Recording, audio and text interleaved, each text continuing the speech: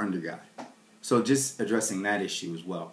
A couple verses that I wanted to kind of point out was, if you look at Psalms 133, behold how good and pleasant it is for brethren to dwell together in unity. This is a biblical verse that talks about how good it is for brothers to come together under a unified theme. The theme of my organization is manly deeds, scholarship, love for all mankind. The motto, of course, is first of all, servants of all, we shall transcend all. That, in of itself, is a biblical principle. First of all, servants of all. Jesus said the greatest of you must first be a servant. So for men to come together, unified along this theme, I see this as something that is fruitful and something that is positive. Not something that's satanic or anti-Christ. I believe that it is something that men of common interest come together. It's a positive organization to be a part of. But does it supersede anything or discredit one's faith? No, not in any way. Another verse that I'd like to bring to your attention is in Acts 10, when the Lord spoke to Peter and said, and spake unto him, and the second time God hath cleansed that call not thou common.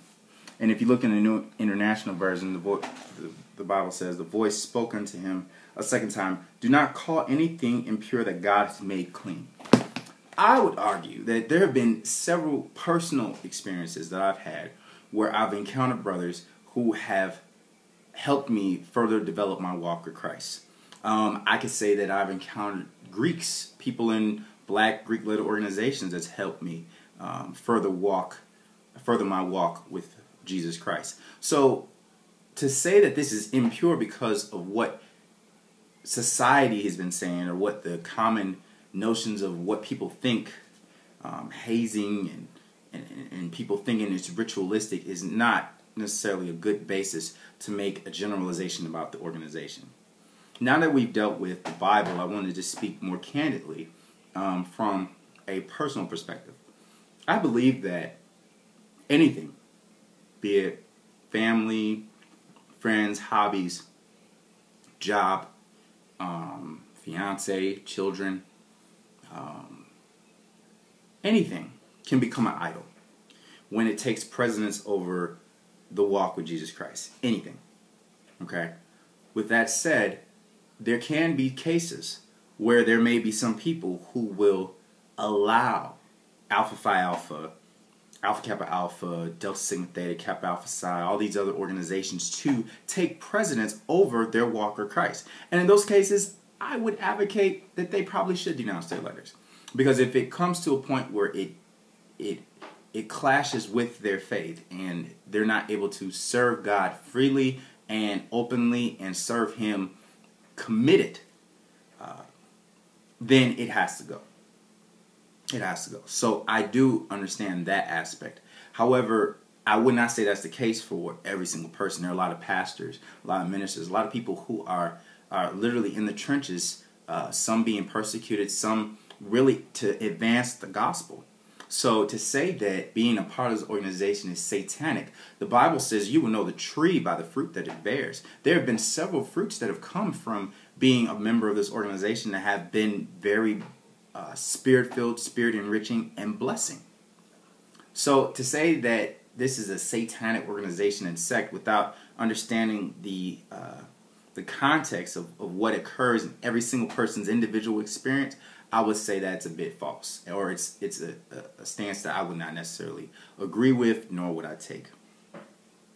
As for individuals who decide to denounce their letters, I do believe, like I said, it's dependent upon that individual's circumstances and what they've experienced. Every chapter is different. There are some chapters that bring people in different ways, in different types of organizations. They place different emphasis on different things. So I can only speak from my own personal experience. However, I believe that that you are able to test the spirit with the spirit, that you're able to discern whether or not this is an organization for you to be in, or whether or not it's something that you should pass on. I joined Alpha Phi Alpha Fraternity Incorporated, and I prayed before I did it. It was a prayer-led decision, and I can see now from the fruit that have been manifested that it was a reason for me to be in this organization, and that it has furthered my development as a Christian, as a man, and in many different respects. So those are just some of the ideas, some of the thoughts that I have pertaining to Alpha Phi Alpha. And also, if you are not a part of one of these organizations, I would say it's not fair really to judge because you have not experienced actually becoming a member, nor have you experienced being a member or any of the things involved with that. A lot of people say that, you know, Masonry is something that is satanic. Honestly, I don't know enough about Masonry to really comment on that. However, what I can say is that my involvement with Alpha is my involvement with Alpha. I'm not a Mason.